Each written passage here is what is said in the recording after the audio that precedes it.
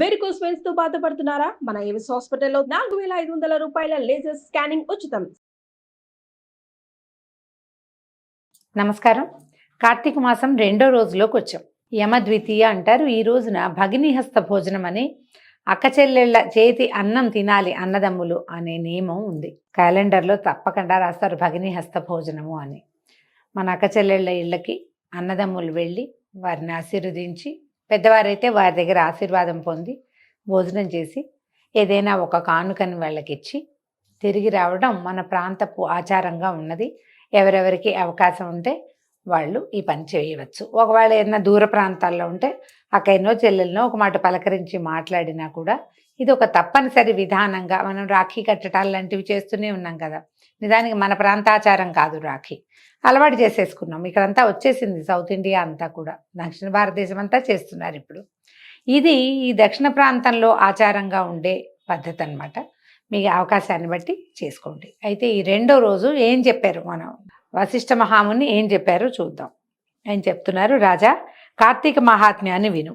వినినంతనే మనోవాకాయముల వల్ల చేయబడిన పాపమంతా నశిస్తుంది. అంటే మనం మాటలతోటి కానీ క్రియతోటి ఏదైనా పనుల వల్ల కానీ, లేదా మన మనసులోనే ఏదైనా పాప బుద్ధి, చెడు తలంపులు, చెడు ఆలోచన, ఏదైనా చేసేద్దామనిపించే ధోరణి అలాంటిది ఉన్నా కూడా వాటి వల్ల చేసిన పాపాలన్నీ కూడా కార్తీక మాస మహాత్మ్యాన్ని వింటే పోతాయట. కార్తీక మాసం ముందు శివప్రీతిగా సోమవార వ్రతమాచరించే వాళ్ళు కైలాసవాసిగా అవుతాడు. ఈ కార్తీకంలో సోమవారమున స్నానం కానీ దానం కానీ జపం కానీ చేసిన ఎడల ఆ 1000 అశ్వమేధ యాగాల ఫలితాన్ని పొందుతారు. ఇందులో ఎలాంటి సందేహము లేదు. కార్తీక మాసమందు 1 ఉపవాసము, 2 ఏకభుక్తము, 3 రాత్రి భోజనము, 4 అయాచిత భోజనము, 5 స్నానము, 6 తిలదానము, ఈ 6 ఉపవాస సమానాలుగా అవుతాయని చెప్పబడింది. శక్తి గలవాడు పూర్తి ఉపవాసం చేయవలను. అందుకు శక్తి లేని వాళ్ళు రాత్రి భోజన నియమాన్ని చేయాలి. అందుకు శక్తి లేని వాళ్ళు ఛాయానక్తం అంటే ఏమిటి? ఛాయానక్తము సూర్యకాంతి కొంచెం తగ్గాక, అంటే మధ్యాహ్నం అయిన తర్వాత తన కొలతతో రెట్టింపు కొలతకి నీడ తగని, మనం నిలబడితే మన నీడ డబల్ పడాలన్నమాట. అలా గనక పడితే అంటే 3, 3:30కి అట్లా అవుతుంది. ఆ సమయంలో భోజనం చేయటం, లేదా అలా కూడా అప్పటిదాకా ఖాళీ పొట్టతోటి ఉండలేని వాళ్ళైతే బ్రాహ్మణులను ఎవరినైనా భోజనాన్ని పిలిచి వారితో సహా పగలే భోజనం చేయాలి. ఇది గృహస్థులకు శక్తి అందును అన్ని విధాల ప్రతివారికి విధించబడింది. ఎవరైనా ఇది ఇలా చేసుకోవచ్చు అన్నమాట. ఎవరితోటైనా కలిసి భోజనం చేయటం అంటే వేరే వారికి, ఇతరులకి భోజనం ఇచ్చి వారితో కలిసి భోజనం చేయటం కూడా ఉపవాసంతో సమానమైన ఫలితాన్ని ఇస్తుందని చెప్పారు. మానవులు కార్తీక మాసమందు కార్తీక వ్రతాల్లో దేన్నైనా ఆచరించని ఎడల, అంటే ఇన్ని చెప్పారుగా, ఇన్ని రకాలు, వీటిల్లో ఏ ఒకటి కూడా చేయకపోతే కనుక 8 యుగాలు నరకమందు, కుంభీపాకంలోనూ, రౌరవంలోనూ నానా బాధలు పడతారట. కార్తీక సోమవారమందు ఒకవేళ భర్తలు గనక లేనివారు, ఈ జన్మలో ఏదో ఒక ఇబ్బంది వల్ల భర్తని కోల్పోయిన వారు కనుక ఈ కార్తీక మాసంలో సోమవారాల నాడు యథావిధిగా ఉపవాసం చేసి పరమేశ్వరుని పూజిస్తే కనుక శివలోకాన్ని పొందుతారు. అందరూ చెయ్యొచ్చు అని చెప్పడం కోసమే ఈ వాక్యం చెప్పబడిందండి. స్త్రీలు కానీ పురుషులు కానీ ఎవరు కార్తీక సోమవారం అందు నక్షత్రాలు చూసి రాత్రి భోజనం చేస్తారో వాళ్ళ యొక్క పాతకాలు అగ్ని యందు వేయబడిన దూది వలె నశించిపోతాయి. అగ్నిలో దూదేస్తుందని క్షణంలో మాయమైపోతుంది. అలాగా పగలు ఉపవాసం ఉండి రాత్రి భోజనం చేయాలన్నమాట. అలా చేస్తే పాపం నశిస్తుంది. కార్తీక సోమవారం మందు శివలింగమునకు అభిషేకము, పూజ చేసి రాత్రిపూట భుజించేవాడు శివుడికి పరమ ప్రీతికారకుడు అవుతాడట.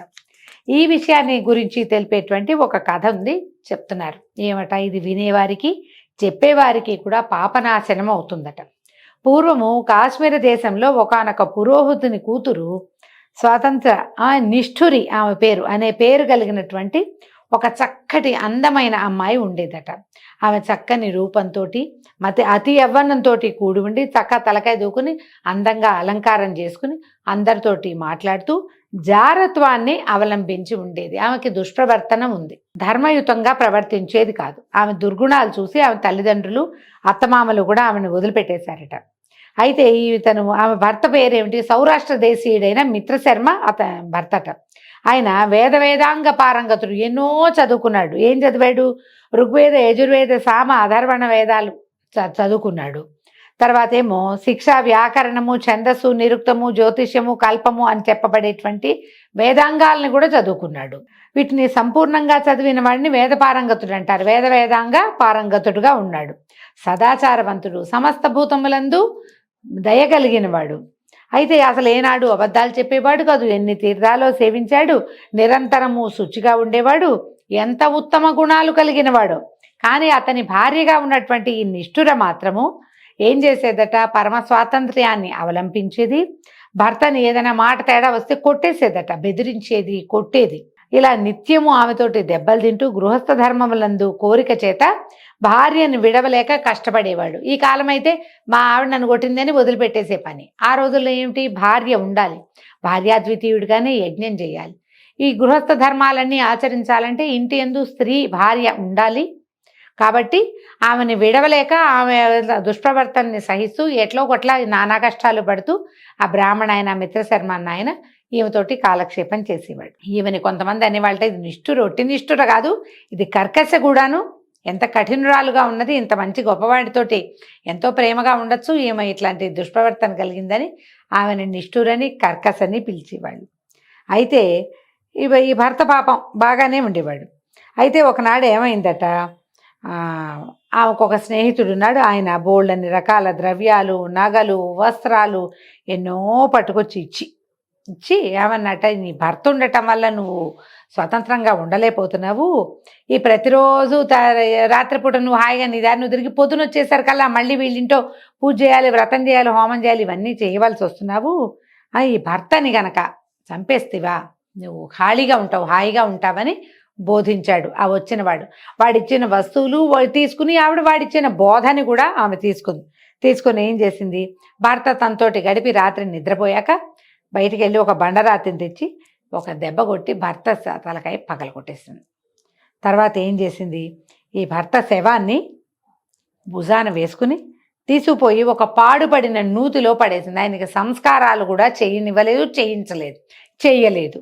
తర్వాత ఏం చేసింది, ఈ విధంగా భర్తని సంహరించిన తర్వాత మంచి వయసులో ఉన్నవాళ్ళు, పరస్త్రీ సంగమాభిలాష కలిగిన వాళ్ళు, కామశాస్త్ర ప్రవీణులుగా ఉన్నవాళ్ళు, వర్ణ సంకరకారకులైన ఎంతో మందితోటి, అనేక జాతి పురుషులతోటి స్వేచ్ఛా విహంగంలాగా ఈవిడ తిరుగుతూ ఉండేది. అయితే ఏమైంది, ఎవరైనా భార్య ఏందో భర్త ఏందో అనురాగం కలిగిన ఒకళ్ళనొకళ్ళు బాగుండే వాళ్ళు ఉంటే ఆ భార్యల్ని ప్రోత్సహించి ఆడవాళ్ళని పరపురుష సంగమం చేసేలాగా ఏర్పాట్లు చేసేది. అన్ని చెత్త మంచి పనులు ఏవి ఒకటి సరైన పని లేదు, అన్ని చెత్తవే పనులు. అయితే ఏకపత్ని వ్రతం చేసిన ఉండేవాళ్ళు కొంతమంది ఉంటారు, ఏకపత్ని వ్రతం లేదు, వాళ్ళని చెడగొట్టేదాకా ఆమెకి ఊరుకునే గుణం ఉండేది కాదు. ఈ కాలంలో కూడా ఇలాంటి వాళ్ళు ఉంటారండి. వీళ్ళు ఏం చేస్తారంటే తమ ఏదో దుష్ప్రవర్తన కలిగి ఉంటారు, చుట్టుపక్కల తమ స్నేహితులు వాళ్ళు తమతో సరిగా ఉండకపోతే వాళ్ళని కూడా తమ దారిలోకి లాక్కెళ్తారు.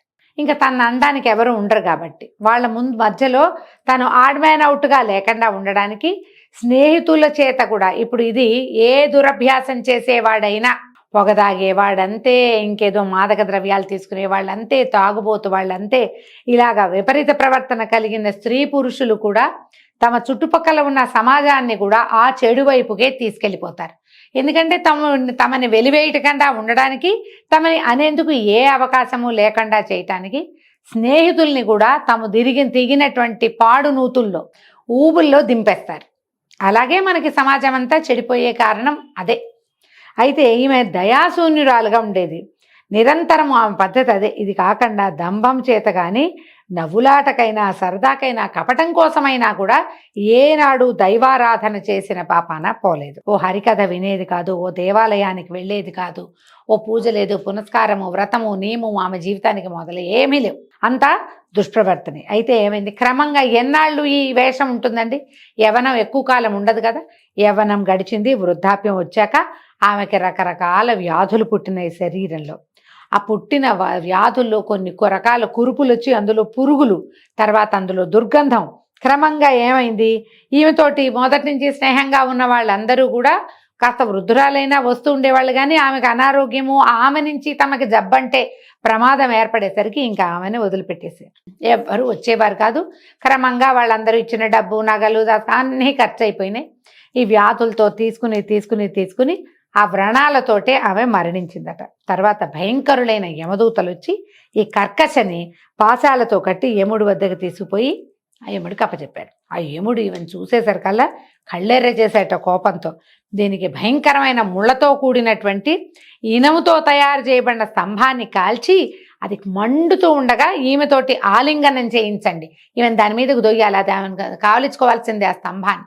అలాంటి శిక్ష విధించాడట. తర్వాత యముడి ఆజ్ఞ మీద యమభటులు ఆ కర్కశని చేసిన పాపాలు, నువ్వు ఈ పని చేసావు ఆ పని చేసావు అని చెప్పి ఈ కాలుతున్న స్తంభాన్ని నువ్వు కావలించుకోవాల్సిందే, ఆలింగనం చేసుకోవాలి, అంటే నువ్వు హగ్ చేసుకోవాలి, ఇక వేరే దారి లేదు అని చెప్పి ఇంకా ఆమె కొట్టి చిత కొట్టేవాళ్ళు. ఆమె యువతలకు వచ్చేసింది, కాలిపోతోంది, యాతనా శరీరం యువతలకు వస్తుంది.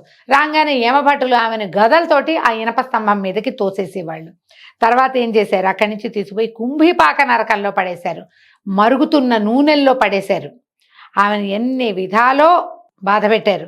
2 పాదాలు పట్టుకుని రాతి మీద కొట్టేవాళ్ళు ఆమెని. సీసాన్ని కాచి, సీసా అంటే అది అట్లా ఒక రకమైన లోహం, దాన్ని సీసం కాచి 2 చెవుల్లోనూ పోస్తారట. ఎన్ని రకాల శిక్షలు విధించారో. చివరికి ఏం చేశారు, శివుడి యముడి ఆజ్ఞ మీద, చిత్రగుప్తుని అనుజ్ఞ మీద యమకింకర్లు ఆమెని అనేక రకాలైనటువంటి నరక బాధలకి గురి చేశారు. ఇట్లా ఈవిడ ఈ అమ్మాయి కర్కశ అదొక్కతే కాదట, తన పితృపితామహులతోనూ తన బాంధవులతోనూ తనకి పూర్వము 10 మంది పరము 10 మంది మొత్తం 20 తరాలతోటి తనతో కూడా 21 తరాల వారితోటి ఘోరాలైన ఈ నరకంలో మహాబాధలు పొందాక భూమి మీద పుట్టింది. ఇప్పుడు చూడండి, ఈ పాపం చేసిన వాళ్ళకి వాడి యొక్క యాతనా శరీరానికే బాధ కాదు, ఇట్లాంటి దౌర్భాగ్యమైన పనులు చేసిన వాళ్ళ ముందు తరాల వాళ్ళు కూడా ఈ శిక్షలు పొందాలి. వీళ్ళ తర్వాత వాళ్ళ వంశంలో పుట్టిన వాళ్ళు కూడా అదే శిక్షను పొందవలసి వస్తారు. అందుకని తప్పులు చేయకూడదని చెప్తారు. తర్వాత ఏమైంది, భూమి మీద పుట్టింది. ఈ పుట్టిన తర్వాత ఇది ఎట్లా పుట్టిందట, 15 సార్లు కుక్కగా జన్మించింది. అందులో 15వ జన్మల్లో ఏమైందట, కళింగ దేశంలోని ఒక బ్రాహ్మణుని వాకిట్లో కుక్కగా పుట్టి ఇంటింటికి తిరుగుతూ ఉండేదట. ఓ జనక రాజర్షి విను. ఇలా ఉండగా ఒకనాడు ఆ బ్రాహ్మణుడు కార్తీక మాసమందు సోమవారం పగలంతా ఉపవాసం చేసి ఇంట్లో శివలింగాభిషేకము పూజాదులు చేసి నక్షత్ర మండలాన్ని చూసి ఇంటికి వెళ్ళి దేవనివేదన చేసి బలిదానం కోసము బయటికి వచ్చి భూమి మీద బలిని ఉంచాడు. బలిదానం అంటే ఏం చేసేవాళ్ళు, ఇంట్లో వండిన వంటలో కొంత భాగాన్ని తీసుకెళ్ళి దారిలో ఉంచటం అనేది ఒక విధానం ఉండేది. పశుపక్షాదుల కోసమే ఉంచేవాళ్ళు. తీసుకెళ్ళి ఈయన ఏం చేశాడు, దారిలోకి వెళ్ళి రోడ్డు మీదకి వెళ్ళి ఒక బలి అన్నాన్ని అక్కడ వదిలిపెట్టాడు. వదిలిపెట్టి ఏం చేశాడు, పెంచాక కాళ్ళు కడుక్కుని ఆచమనం చేసి ఇంట్లోకి వెళ్తుంటే ఈ కుక్క ఉంది కదా, ఈ కర్కశ 15 సార్లు పుట్టింది. ఈ 15వసారి పుట్టినప్పుడు ఈ చుట్టుపక్కలే ఉంది. అది ఏం చేసిందట, పగలంతా ఆహారం లేదు దానికి. సోమవారం నాడు డే అంతా పగటిపూట అంతా కూడా ఉపవాసం ఉంది. కృషించిపోయి ఉందిట, బక్కచిక్కిపోయింది. కార్తీక సోమవారం నాటి సాయంకాలమున ప్రదోష సమయంలో ఆ బలి అన్నాన్ని భుజించిందట. ఎప్పుడైతే ఈ బలిభోజనం తినేసరికి ఈ కుక్కకి పూర్వజన్మ స్మృతి కలిగింది. ఇది దైవ నివేదన చేయబడినటువంటి అన్నం. పైగా ఆ రోజంతా ఉపవాసం ఉండి రాత్రిపూట ఇల్లు వాకిళ్ళు తిరుగుతూ ఆకాశాన్ని చూసే ఉంటుంది. నక్షత్ర దర్శనం అయిన తర్వాత భోజనం చేసింది కుక్క. దానికి పూర్వజన్మ స్మృతి కలిగింది. తను ముందు జన్మలో ఏం చేశానో, తన యాతనా శరీరం ఎన్ని బాధలు పడిందో, తను ఎన్నిసార్లు కుక్కగా జన్మించిందో మొత్తం లైన్ అంతా, ఆ వరసంతా ఆమెకి కనపడేసరికల్లా గట్టిగా ఎరుస్తూ చెప్పిందట ఇట్లా, ఓ బ్రాహ్మణోత్తమ నన్ను రక్షించు అన్నది. అనేసరికల్లా ఆశ్చర్యపోయాడు బ్రాహ్మణుడు. ఆయన గుమ్మ లోపలికి వెళ్తున్నాడు, గబగబా బయటకు వచ్చాడు. ఈ తర్వాత అడిగాడు, ఓ శునకమా, మా ఇంట్లో ఏం చేసావు, నువ్వెందుకు రక్షించమని అడుగుతున్నావంటే ఆ కుక్క ఇట్లా చెప్పిందట, ఓ బ్రాహ్మణోత్తమ విను, నేను పూర్వజన్మలో ఒక బ్రాహ్మణ స్త్రీని, అనేక పాపాలు చేశాను, కులటని వర్ణసంకరం చేశాను, అన్య పురుషులతోటి గడిపి నా భర్తని స్వయంగా సంహరించాను, అనేక పాపాలు చేయటం వల్ల చచ్చి యమలోకానికి వెళ్ళి ఎన్నో బాధలు పడి ఇప్పటికి 15 సార్లు కుక్కగా జన్మించాను. ఇప్పుడు నాకు నా జాతి స్మరణ కలిగింది. నేను ఇన్ని మాటలు పుట్టానని, ఇంతకుముందు చచ్చిపోయానని, అంతకుముందు మనిషిగా పుట్టి చచ్చిపోయానని, ఆ చనిపోక ముందు నేను ఈ పాపకర్మాలన్నీ చేశానని నా యాతనా శరీరం ఏం బాధపడిందో అదంతా నాకు తెలిసిపోయింది. ఆ దుఃఖాన్ని నేను సహించలేకపోతున్నా. మనం చేసిన పాపం గుర్తొస్తే దుఃఖమే ఎందుకు చేశానా అనిపిస్తుంది. అసలు నాకు గుర్తెందుకు వచ్చిందో నాకు అర్థం కావటం లేదు.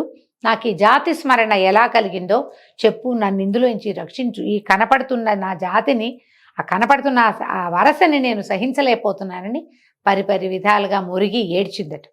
అప్పుడు ఈ బ్రాహ్మణోత్తముడు ఈ మాట విని తన జ్ఞాన దృష్టితో చూసి తెలుసుకుని ఇట్లా చెప్పాడట. ఓ కుక్క, ఓ శునకమా, ఈ కార్తీక సోమవారం నాడు ప్రదోష సమయం వరకు భుజించకుండా ఉండి ఇప్పుడు నేను పెట్టినటువంటి ఈ బలిని భక్షించావు కాబట్టి నీకు జాతి స్మృతి కలిగింది అన్నప్పుడు ఈ కుక్క మళ్ళీ బ్రాహ్మణోత్తముడిని అడిగింది, ఎట్లా నాకు ఈ జీవితం నుంచి విముక్తి లభిస్తుందో చెప్పు అంటే అప్పుడు ఆయన ఏం చేశాడట, ఈ బ్రాహ్మణుడు పరోపకార బుద్ధితోటి కార్తీక సోమవారాలయందు తాను చేసిన పుణ్యంలో ఒక్క సోమవార వ్రత పుణ్యాన్ని ఈ కుక్క పేరు చెప్పి దానికి దానం చేశాడు, ధారపోసాడట.